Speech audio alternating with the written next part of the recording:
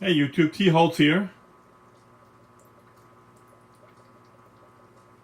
Taking a look at my 75-gallon Goldfish and Dojo Loach tank. The last time I showed this tank, the floating plants that I have in here, which are actually outdoor pond plants that I had in my mini pond during the summer, they were covering the entire surface of the tank. There was hardly any open space at all on the top of the tank. And as you can see now, there's a lot of open space. And the root systems were almost touching the substrate, especially the water lettuce. You could hardly even see all that wood that's in the back of the tank. The roots were completely down to the bottom of the tank. And they were just growing like crazy. And then all of a sudden, within the past couple months, the plants started to die off. Little by little, they were dying off. And I ended up taking all of the plants out and saving the good ones. And I don't know if this water lettuce, especially, it was the water lettuce where the roots really died off. You can see there's hardly any real small roots on here now on this water lettuce. This is like the third time that I've had floating plants that were thriving, only to have a die off. They must use up whatever nutrients are in the water, and once those nutrients are used up, they must die off. I don't fertilize. Really not sure what you would want to put in, as fertilizer for a particular floating plant. But I had a tank once where I had Amazon frog bit, and the frog bit completely took over the tank, and the roots were actually growing down into the substrate, and actually had a dirt substrate in that tank, and the roots were all the way down into the dirt substrate, and you couldn't even see through the tank at all. It was so full of Amazon frog bit. But then the frog bit slowly started to die off. There was a couple of red root floaters in the tank. All the frog bit died to where I had only a couple pieces, and then the red root floaters took over, and they covered the whole top of the tank. And after a few months of that, all the red root floaters died off. And so what happens is they must use up all the nutrients. Look at these dojo loaches there. They're burying themselves under the rock. Well, they're not doing it now, but they were just all the way under the rock. So what happens is the floating plants use up whatever nutrients that they need to keep them alive, and even doing water changes sometimes doesn't stop that from happening. I was doing a lot of water changes on the other tank the first time this happened. This tank here, I went about 4 weeks without doing a water change, and the whole surface was just covered with the floating plants. So I'm not surprised that they would use up all their nutrients and start to die off. I'm hoping to winter these plants so that I can bring some of them back outside and put them in my outdoor container pond in the spring. But I don't know if they're going to make it. We'll see what happens. We'll see if they bounce back. The roots of the water hyacinth is pretty good, but the water lettuce roots pretty much non-existent. It's a big change. If you watch the last video I made on this tank, you'll see how much a difference there is. It does give some light to these Amazon sword plants that are doing very well in these pots here, as you can see. They're growing very nicely in a dirted pot. Not a whole lot of dirt in these pots, but it's enough to keep these sword plants doing well. Eventually I'll have to re-dirt them to put fresh nutrients in the dirt, because the same thing will happen to them eventually when they use up all of the vitamins and nutrients that they're getting out of the dirt. But I just thought it was interesting that this kind of a thing happens, that a plant will grow like crazy and then all of a sudden stop growing and die off.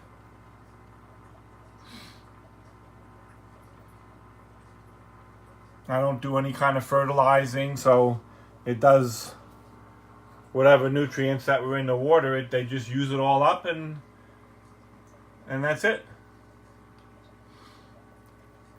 You would think that doing a lot of water changes or regular weekly water changes would replace whatever the plants were missing.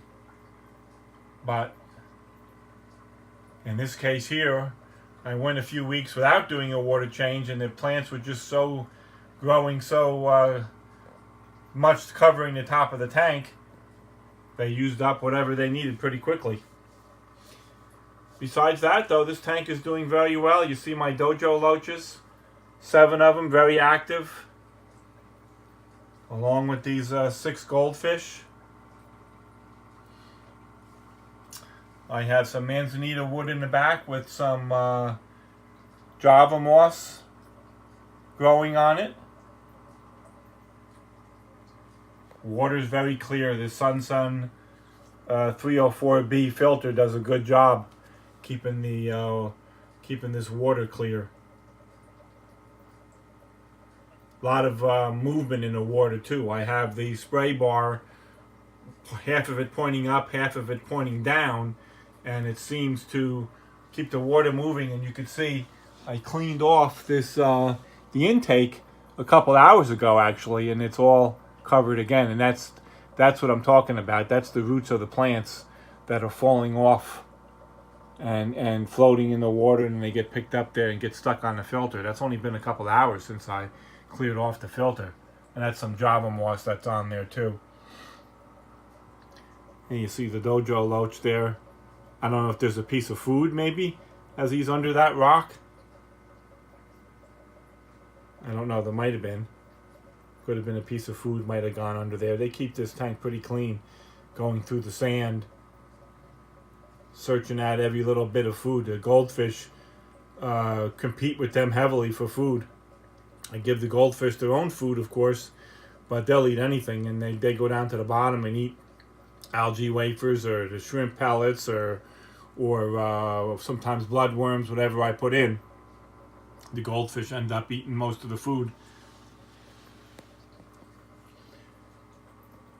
Dojo loaches subtropical fish, so they go perfect with goldfish. There's not many fish you can keep with goldfish, but dojo loaches are one of them that you can. Water in this tank is about 68 to 70 degrees this time of year in the winter, room temperature.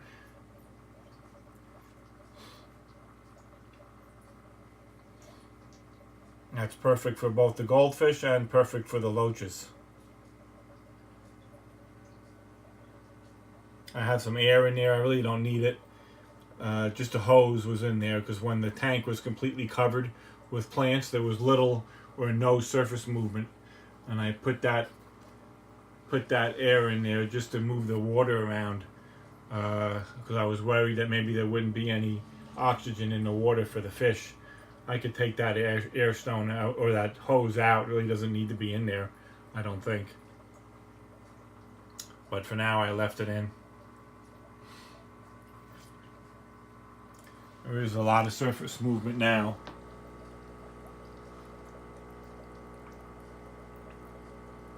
But that was completely stopped when these plants were covering the tank.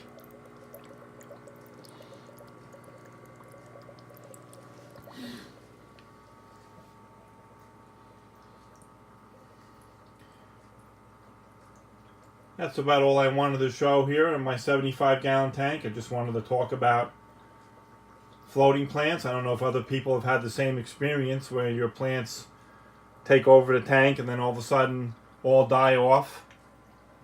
But like I said, this is the 3rd time that that's happened to me with floating plants.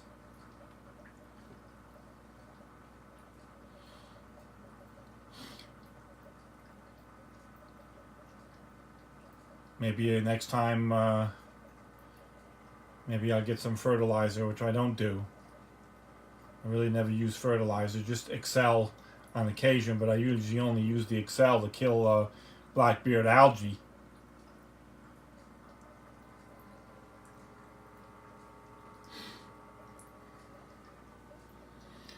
You could see the 3 goldfish that were outside are much larger than the other 3 goldfish. The bigger ones I got in May. This is one of them here. Actually, there's 2 of them there. All 3 of them. Got them in May, had them outside until September. Then I brought them in here, and I added 3 other goldfish. Rather than just having 3 goldfish in the tank, I added 3 others. They're not growing quite as fast as the original 3 did, but they're in competition for food with the larger ones, so they're not getting as much food as the larger ones were when there was only 3 of them outside in the pond.